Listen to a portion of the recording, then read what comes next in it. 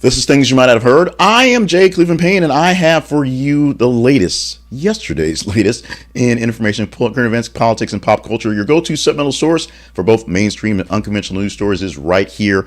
You may have missed some of these. Some of these are kind of so blatant you can't miss them, but a little added context to everything coming in. And in the queue today, 8 stories from the past day that you vetted as conversational. We'll explain that vetting process in a bit, and I curate into this newscast here. Now today it's a little added bonus because we're going to prep you for the weekend stuff, which is the peer stories that are the peer engagement stories. We'll explain it as well in the vetting process as well, and some fun stuff in the afternoon. But we have the fun stuff that's normally every single day that happens at the end of the program. So stick around for the 8 headlines and all the stuff you have to do, the sales stuff. We got to do some ads and things like that. Keep things going. Promotion of ourselves as well. Visit our website, which is thisisaconversationproject.com, for more information about the full offerings of the Conversation Project. You can email us at theconversationinbox@gmail.com to let us know what we're doing well and not so well. And we appreciate all the comments we've had for all the new people who popped in at the beginning of the year. Today is Friday, January the 5th, 2024. Let's get into the headlines in no particular order that they're presented, just the order they turned into after we did the editing and the filling for the script. Now, starting off with our first story for this morning, it is this headline here. Pat McAfee apologizes after Aaron Rodgers accused Jimmy Kimmel of having Epstein connection on his show. Pat McAfee is getting a little extra heat, along with heat he's getting before a while, for Aaron Rodgers' appearances on his show. Aaron Rodgers, while he began his time with Pat McAfee, I think well before he actually went to ESPN, but more, not so much coverage, but just more eyeballs knowing what's happening, doing a lot of things that he's been known to be anti-vax, known to say some things that are pretty controversial. We'll just leave it at that. And of course, drop the line that Jimmy Kimmel's going to be on the list of names in the Jeffrey Epstein list, which has so far been kind of a bust, because while the things have been very, very graphic and very, very bad to hear, the people that have been outed so far are the people we already expected to be outed for doing graphic things that are hard to hear. McAfee had to actually do formal apology for the comments that Aaron Rodgers said about Kimmel specifically, and this is coming up with some ideas that maybe Rodgers' time hanging out with Pat McAfee, especially since it's controversial because he's a paid person to show up on the show, may be coming to an end fairly soon. We'll talk more about that towards the end of the actual program here, but right now the big story here is McAfee apologizing. The first time he has to apologize for anything, he's done what he can to eliminate F-bombs and things like that and be sort of ESPN friendly to a point, but sometimes the line gets crossed by the guests, and that's where you have to go for this one. Let's go to the second story we have this morning for you this morning.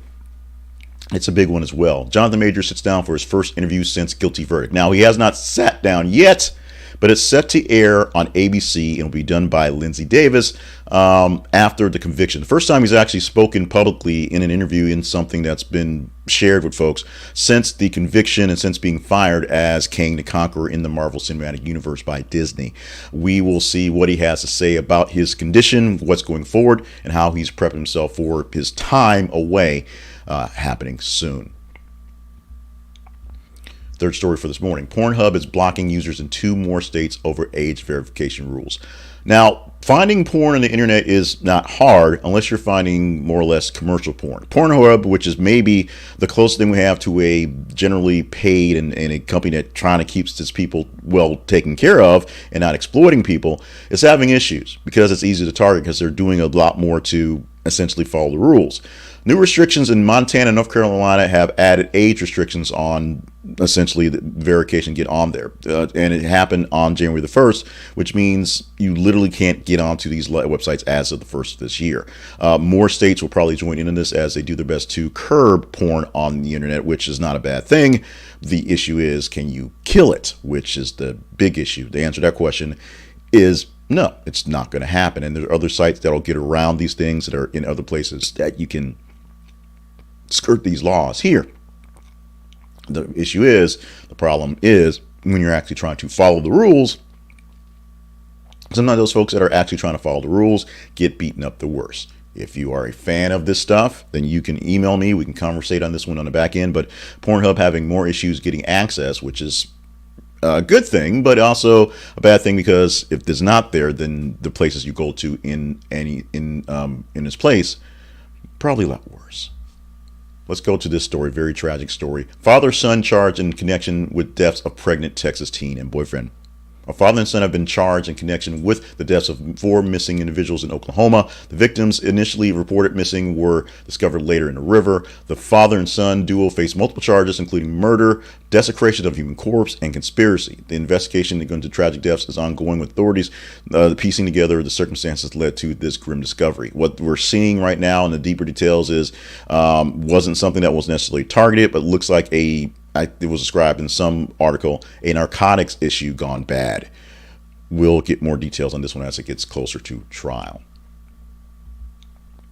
Love is Blind Season 5 participant files lawsuit alleging she was forced, that's a quote from her, to stay with abusive fiancé. She said that he was abusive. She was forced to stay.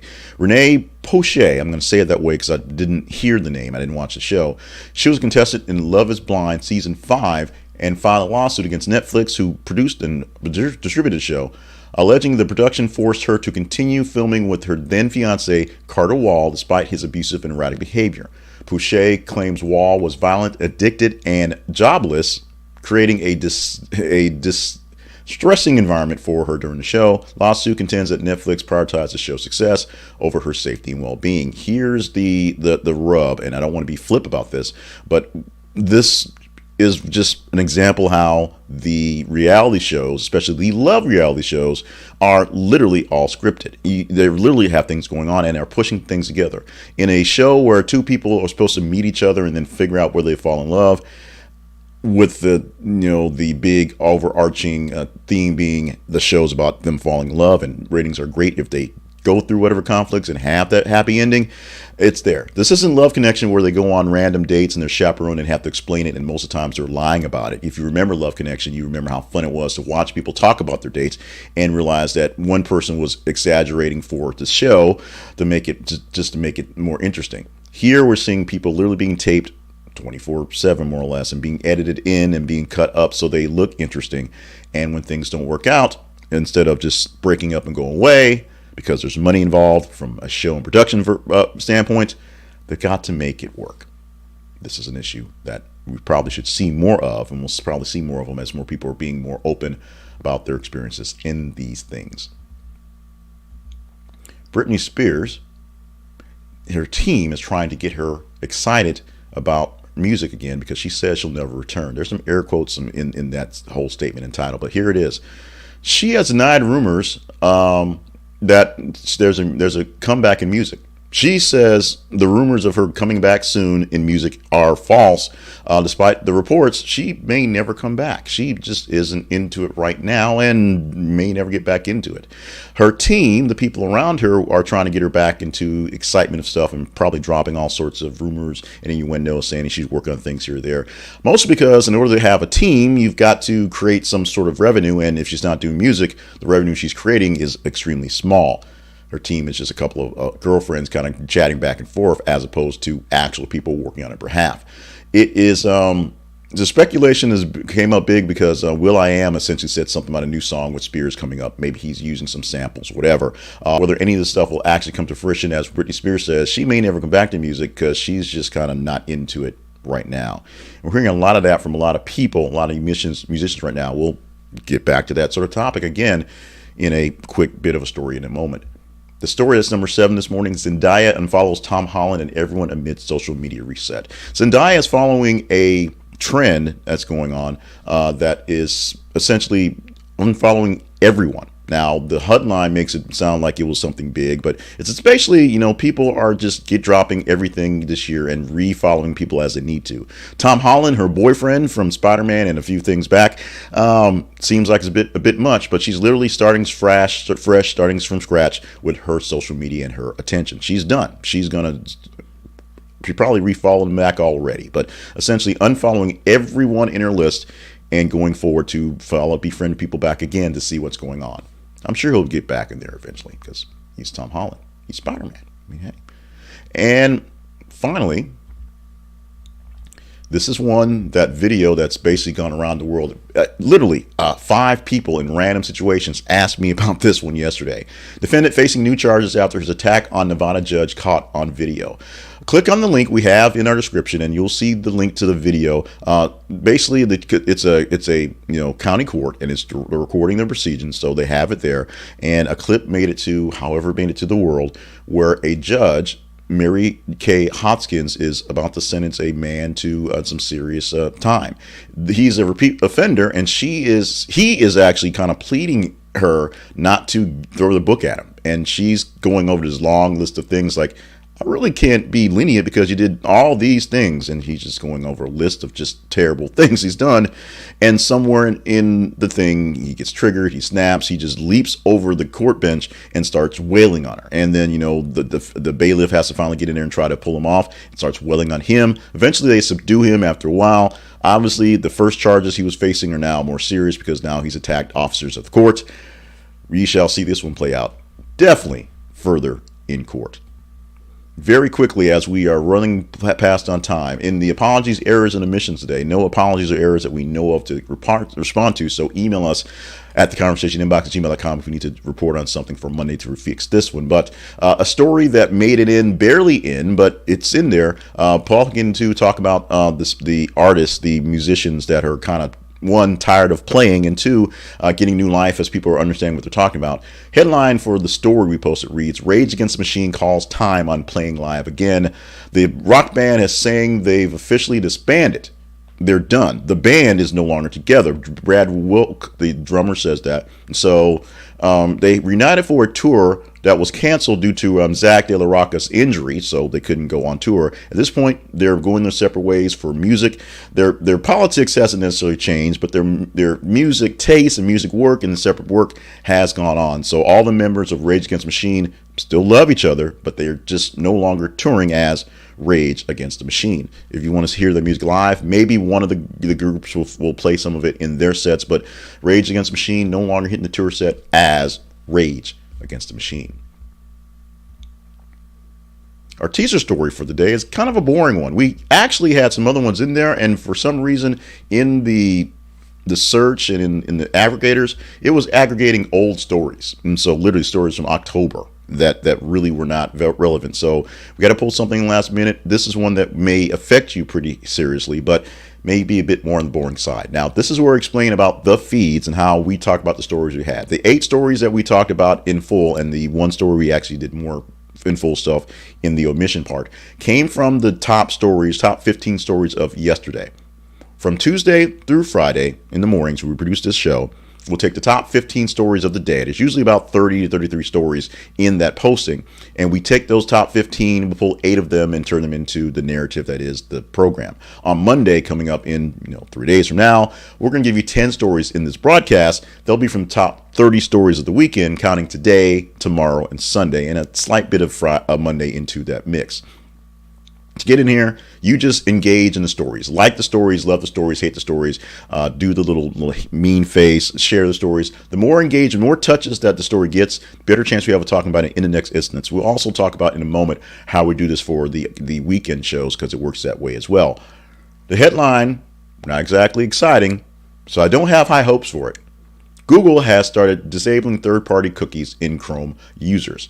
Google has started the process is disabling third-party cookies in its Chrome browser for 1% of users as of January 4. That's yesterday, 2024. Change as part of Google's Privacy Sandbox initiative is aimed at enhanced user privacy on internet. Full implementation for all users expected by completion by the third quarter of 2024. What's that mean? If you see this link, check out the story and go deeper in detail into this one. This will give you more safety online with more third-party cookies being unable to interact with you in your browser windows. We'll see how it actually works out, and we'll see if you actually care by your engagement. Engage in the story by going to our feeds on Facebook and Twitter, facebook.com/This Is a Conversation Project, and twitter.com/th_conversation or x.com. And as you see our stories on Facebook and Twitter, every 50 minutes we post one. Engage in the story. Let us know if it's worthy. If it's in the top 30 for Monday, we'll see which ones make it to the 10 that will get into the show. This sponsor is definitely worthy. They are Zenni Optical. Zenni Optical is the best place to get your glasses from. And I'm saying that, yes, as they are a sponsor, but yes, as I am a customer, because I've been getting Zenni Optical glasses for the last 10 years. Yes, I get the same frames, different lenses, new technology. Now you see the shading in them if you're watching the video, because I learned that a little slight tint makes it easier to both see things out in the world and see things in with the studio lights on there. And it looks cool sometimes. But this is a great place to get glasses for men, for women, for children, because they're inexpensive. Some lenses start as low as $6.95 still. You can still get lenses low as $6.95 and all the way up to luxury, beautiful looking lens, just like you get from the other place where you'll pay $100 just to send them back. Buy the lenses you want with the frames, or buy the frames you want, I should say frames, with the lenses you want, whether they're blue blocker type technology, whether they're transitions type technology, whether they are safety glasses, and just keep them because you like them, or send them back if you don't. If you don't like them, send them back. They'll send you all your money back. You don't have to put down a layaway for holding on the glasses. This isn't the library. This is your glasses. And you can get great details, great discounts, still having sales coming on, rolling into the beginning of the year. Check them out at our website affiliate link. This is conversationproject.com/Zenni. This is conversationproject.com/Zenni, Zenni for Zenni Optical. Zenni Optical is an affiliate link, so if you buy from them, we get a small commission. It costs you nothing extra. We just open the door for you to get in there, and you get great eyes that you can wear on your face from Zenni Optical. Quick check-in with us. We are the Conversation Project. We live online at this is theconversationproject.com. We want you to check out our website because it gives you more chances to see what we have going on. Less of me having to explain it, more of you to see it in full detail. We have the links for the feeds we talked about before. We have a sponsors page. We have a partnerships page. If you deem what we do fairly interesting and want to help us do more stuff, go to our partnerships page and contribute. We would appreciate any of it to do much more better stuff going forward. You can always email us at the conversation inbox at gmail.com. Let us know what we're doing better or worse, and find the various forms that we are in online. We have this thing in video form in various places. We have this thing in audio form in various places. We have various video drops in all other places. We have this thing in just text forms and email text forms in various places. Find out where we can be found, what can be found, and of course, stop by the website and check out the poll question daily. We're going to do this weekdays and see how this plays out going forward, so we can get more gauging of how you want to conversate on things by going to our website. This is theconversationproject.com. It is now time for the fun stuff, and the fun stuff happens every single weekday morning, and we always get the fun stuff with birthdays, because birthdays are the funnest of the fun stuff. They just really are. The fun stuff this morning starts off with birthday wishes going out to Ted Lange, who is, of course, Isaac, your ship's bartender from the Love Boat. Ted Lange is 76 years old, which should make you feel a little ancient at this point, because, yes, I'm 50 and remember the Love Boat being on when I was literally a kid. And so it's like childhood memories, and all these people from my childhood are getting kind of old. We're losing many of them, so they're becoming treasures as they are. But Ted Lange, to many people under 30, will have no idea who I'm talking about. Go look it up. It's on YouTube. He's the bartender, and he's as always there. It's weird how a big cruise ship like that only had like one bartender who was always at the bar, always working. But hey, Isaac had you covered for the Love Boat. Also, birthday wishes to Clancy Brown, who's 65. Love me some Clancy Brown. And Bradley Cooper, 49 years old on the day. Today's history lesson goes to I'm looking at the slide and realize I changed the date, but did not actually change the actual wording there because we're reading the script. So if you're watching the video, just listen to my words. Listen to the words. This makes more sense. Today's history lesson goes to 1914. 1914, where Ford Motor Company announced an 8-hour workday with a minimum wage of $5 a day. This was done by Ford Motor Company on its own. This was not a national thing. This was Ford was trying to bring people in to work on their assembly line. So they're going to work 8 hours a day and pay you $5 a day as a minimum. People who had more tenure or had higher standings will get more than that. So the first time that Ford Company decided to put in some sort of 8-hour workday and minimum wage, leading up to a standard that worked for many other companies until it became a standard from the nation. Now the big fight is over what the actual minimum wage should be. Is it really worthy of whatever it is right now? And on this day, the 5th of January, if you're watching the video, Spaghetti Day was yesterday, but eat spaghetti if you want to. We're celebrating today, commemorating George Washington Carver Day. Today is a day to celebrate the great scientist,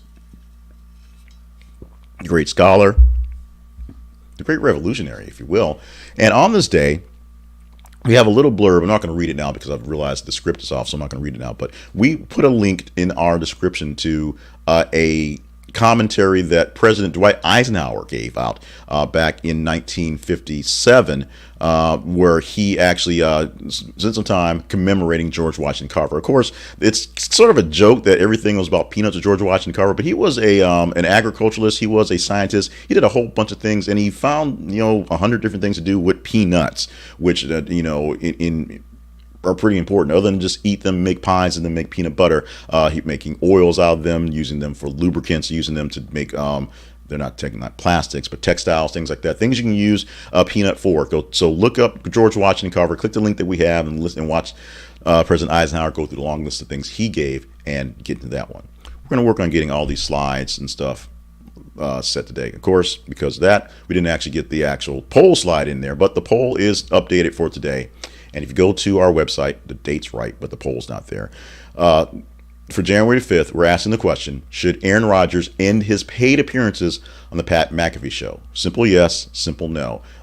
We will probably start at a line for comments going forward to go deeper in detail on this one. But right now, just yay or nay, should Aaron Rodgers still be paid to show up on Pat McAfee's show? The things he's saying, you may agree with him, but some people are saying they're just out of lines. And very few people are in agreement that his drops on Jimmy Kimmel made any sense. So should he continue to do his stuff for Pat McAfee? We shall see, and you can tell us what you think on those as well. That's what we have for January the 5th, 2024. I am Jay Cleveland Payne. Thank you so much for being with us on the show. Go to our feeds on Facebook and Twitter and let us know what stories to talk about tomorrow and for the rest of the week. Now, tomorrow's kind of locked up. We have the stories in for this week, and we're going to produce and figure out the listing for the top 10 stories from Pure Engagement, your Pure top 10 stories for the weekly wrap-up that will be produced and released tomorrow. Plus, one of those top 10 stories will get a bit of extended life as a longer commentary in the story of the week. And we'll still put out our hot takes on TikTok and YouTube Shorts throughout the weekend as things pop up. So look for those as well. Come Monday, we're going to take the stories from today and Saturday and Sunday, and we'll figure out what stories are in the 10 that were produced for that one. Your top stories, your top 30 stories will give us that one. So what stories will we be talking about come Monday? You'll tell us this weekend what stories we'll be talking about come tomorrow. We'll find out when I get a chance to work on those listings. I got everything worked up except today's numbers added in there. So we'll see what Friday stories pop in there to move things out for the rest of the week. And we'll see you guys going forward. Stay hydrated, limber, and on task for all the grand things you are here to do. Love you. Mean it. We can't do this without you. We will see you in recorded versions tomorrow, live again, 5:50 in the morning come Monday morning for things you might not have heard.